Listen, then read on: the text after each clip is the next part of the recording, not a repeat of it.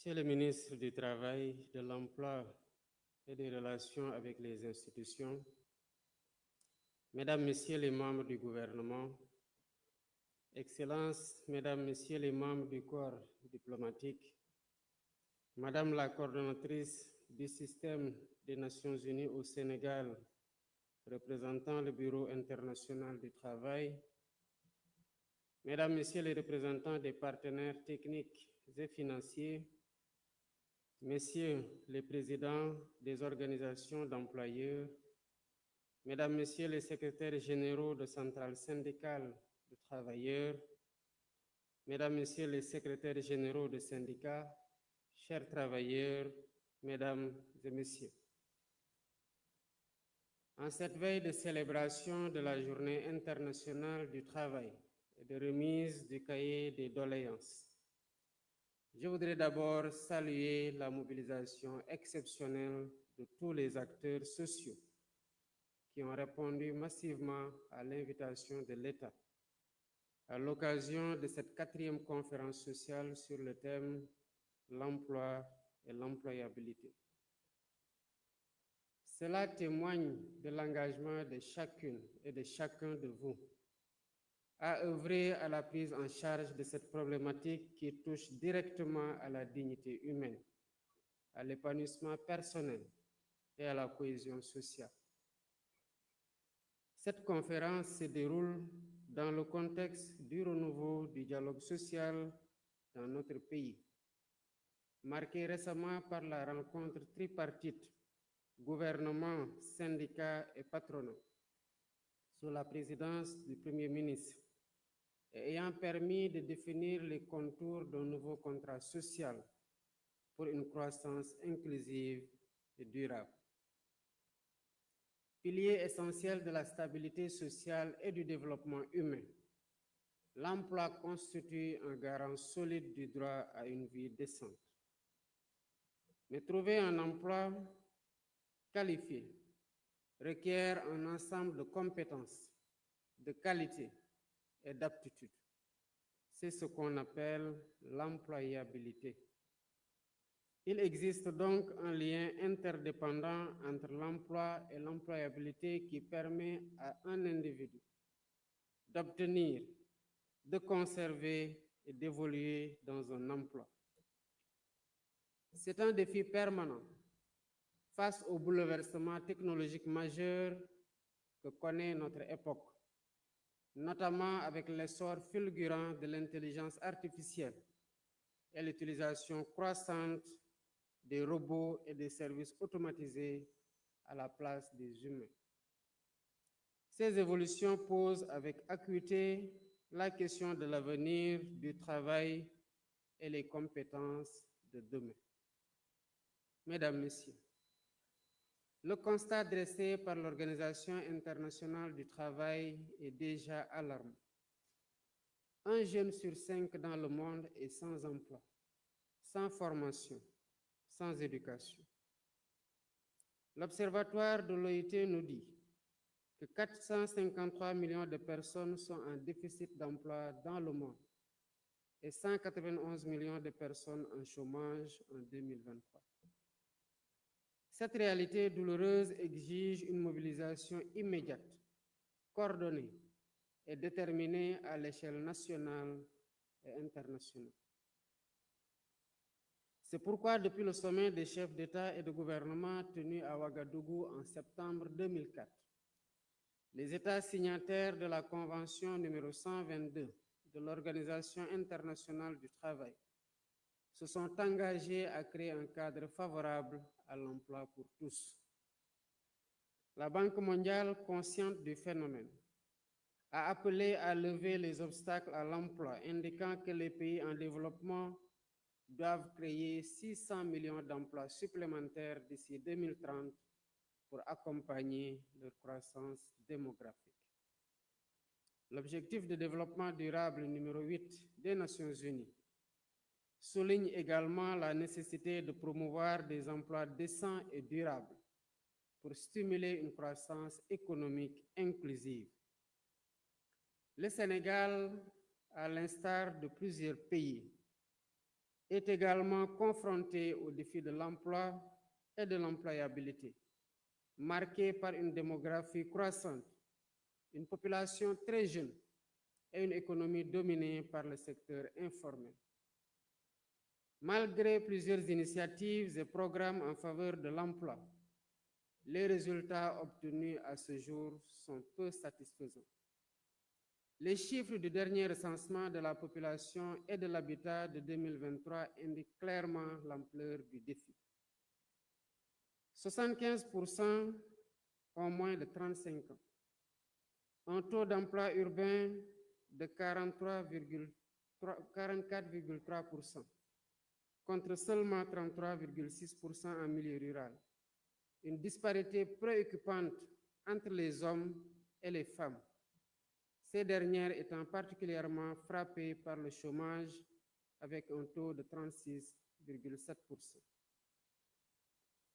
Un diagnostic sans complaisance du dispositif institutionnel a révélé des limites majeures, liées notamment à l'absence d'une réelle politique nationale d'emploi, l'inexistence d'un observatoire national pour l'emploi et la formation professionnelle, la faible articulation entre les politiques d'emploi et les politiques de croissance et de développement, l'inexistence d'un système d'information intégré et porté à maturité, l'insuffisance de la coordination entre les structures et les programmes existants, la faible territorialisation des politiques publiques liées à l'emploi, l'inadéquation entre les offres de formation et les besoins du marché de l'emploi, l'insuffisance des financements des programmes, la faiblesse de la promotion de l'entrepreneuriat dans les secteurs pourvoyeurs d'emplois tels que l'économie verte, l'économie numérique et l'artisanat. Face à cette urgence, il est impératif d'agir ensemble dans une démarche inclusive et pragmatique afin d'élaborer une feuille de route ambitieuse reposant sur un dispositif institutionnel adapté. La jeunesse de la population doit inciter davantage l'État et les acteurs économiques et sociaux à travailler ensemble pour promouvoir l'entrepreneuriat et l'insertion des jeunes demandeurs d'emploi. C'est à cela que s'emploie notre gouvernement depuis notre arrivée à la tête du pays. La problématique de l'emploi des jeunes est une de mes priorités. Elle est régulièrement inscrite à l'ordre du jour du Conseil des ministres et de nos activités au quotidien. Des mesures importantes ont été prises à cet effet, parmi lesquelles on peut citer l'instruction donnée à M. le Premier ministre de coordonner l'élaboration d'une nouvelle politique de promotion de l'emploi et de l'employabilité, la finalisation en cours du nouveau pacte de stabilité sociale, indispensable pour asseoir dans les meilleures conditions l'attractivité du Sénégal, le développement du secteur privé, la relance de l'économie et le déploiement des stratégies et politiques innovantes de promotion de l'emploi. La révision de la convention État-employeur pour l'adapter aux exigences actuelles du marché du travail, outre l'insertion de 3 500 jeunes en 2025. Les réformes en cours pour disposer du nouveau code du travail et de la sécurité sociale, afin d'assurer une meilleure protection sociale qui sera étendue aux acteurs de l'économie informelle. À cela s'ajoutent les initiatives en matière d'employabilité dans le domaine de la formation professionnelle et technique, avec notamment la mise en œuvre du programme de l'apprentissage de masse, le projet de formation pour l'autonomisation des femmes, le projet de formation des talibés dénommé Dara Atelier, la généralisation de l'internalisation des modules sur l'entrepreneuriat dans les filières de formation et l'insertion des centres d'incubation dans les établissements de formation professionnelle et technique, le renforcement du dispositif innovant d'insertion des jeunes à travers les masterclass et les caravanes de l'insertion et la mise en place d'une plateforme nationale d'insertion professionnelle. Tout cela moulé dans la grande offensive pour la formation professionnelle. Mais pour méritoire que soient les actions menées, le défi ne peut être relevé que dans un climat social apaisé. C'est pourquoi il est important d'instaurer un dialogue responsable entre le gouvernement, les organisations d'employeurs et les organisations syndicales des travailleurs ainsi que la société. C'est cela le garant d'un cadre d'épanouissement aux entreprises et la sauvegarde des intérêts des travailleurs. Le dialogue doit être permanent, surtout en temps de paix, qui offre plus de calme et de sérénité propice à des opportunités de résultats constructifs pour un environnement économique et social sain. Un climat social apaisé en milieu de travail contribue fondamentalement à l'accroissement de la productivité et de la compétitivité. C'est conscient de tous ces atouts que notre pays a adhéré aux instruments juridiques internationaux en faveur du dialogue social.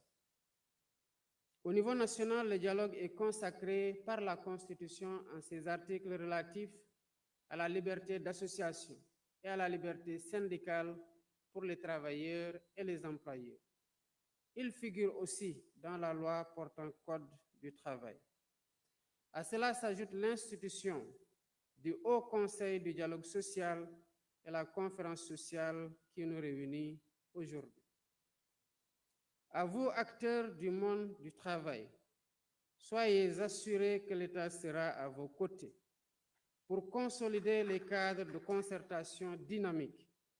Le gouvernement sera présent partout où c'est nécessaire pour la promotion du travail décent et l'accroissement de la productivité dans l'entreprise.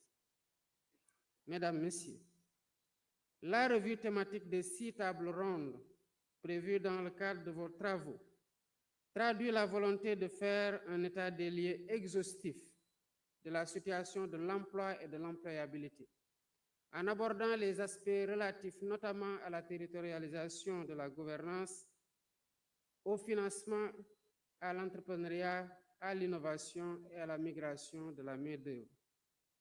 Il me semble important, à travers une approche multisectorielle et collaborative, de mettre l'accent sur quelques axes.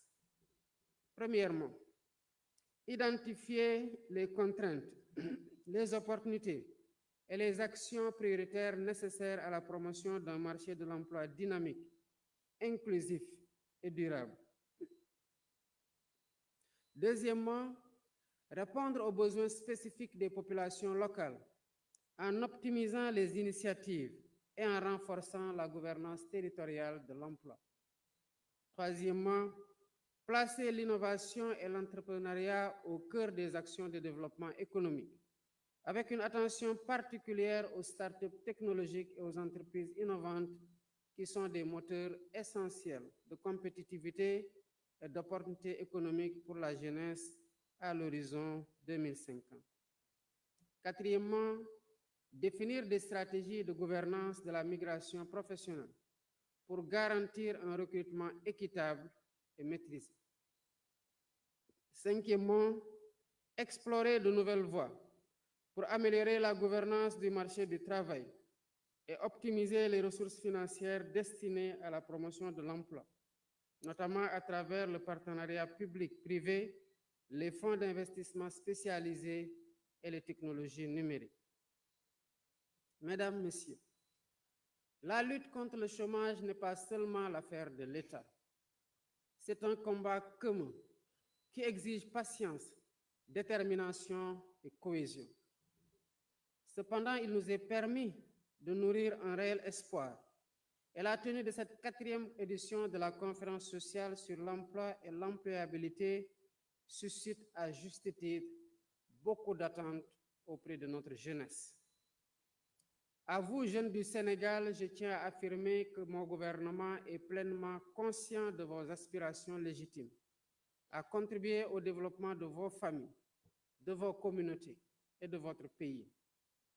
Soyez assurés que, quelles que soient les difficultés rencontrées ou les circonstances, l'État restera fermement engagé à vos côtés.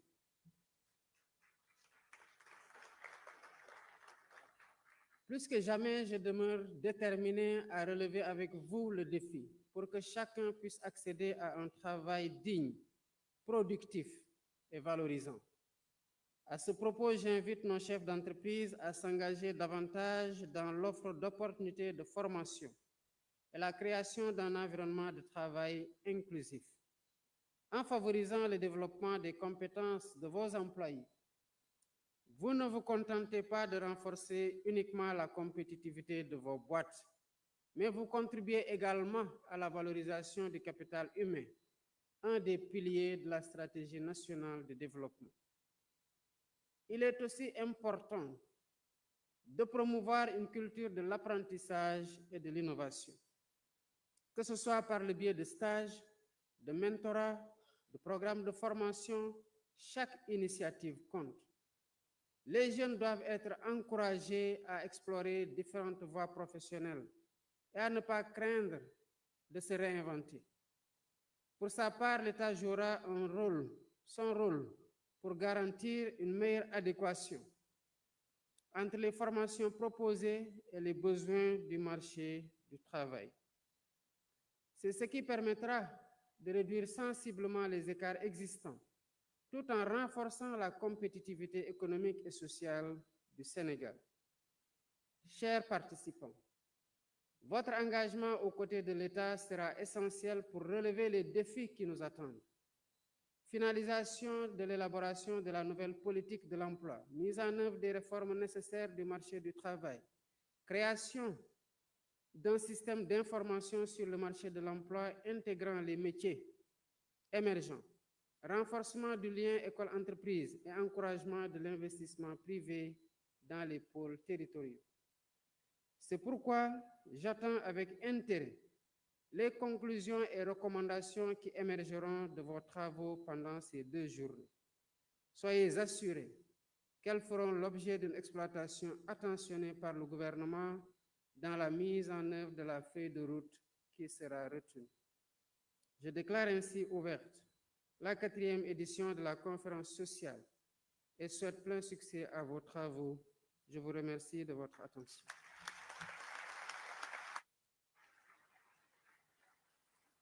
Merci beaucoup, Excellence, pour ce message et ces orientations qui vont guider et éclairer les actions de chacun. Mesdames, Messieurs, je vous demanderai de rester assis et de permettre à son Excellence de se retirer. Et nous allons poursuivre après les travaux.